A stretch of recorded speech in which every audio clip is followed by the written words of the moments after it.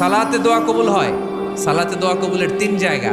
একটা হচ্ছে তাকবীরে তাহরিমার পরে আমরা সানা পড়ি না, আমরা তো একটা পড়ি। আল্লাহর হাবিব সুন্নাহ এবং নফল নামাজে আরো পড়তেন সানা, ওই দোয়া কবুল হয়। দুই নম্বর জায়গা সালাতে সেজদায় পড়ে দোয়া করলে কবুল হয়। আকরাবু মা ইয়াকুনুল আবদু মির রাব্বিহি ওয়া হুয়া সাজিদ ফাকসিরু ফীহি দুআ। বান্দা যখন সেজদায় লুটিয়ে পড়ে, বান্দা আল্লাহর সবচেয়ে কাছে চলে যায়। তা কিন্তু বিশ্বনবী বলে, সেজদাটা তোমার রবের কুদরতি পায়ের উপরে পড়েছে। সেজদায় পড়ে দোয়া করেন।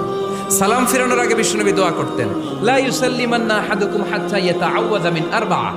আল্লাহর হাবিব বললেন, চার জিনিস থেকে পানাহ না আছে আমার কোন উম্মত যেন সালাম না ফিরায়। তারা যেন পড়ে, আল্লাহুম্মা ইন্নী আউযু বিকা মিন আযাবিল কবর, আউযু বিকা মিন আযাবি জাহান্নাম, আউযু বিকা মিন ফিতনাতিল মাহইয়া ওয়াল মামাত, আউযু বিকা মিন ফিতনাতিল মাসিহিদ দাজ্জাল।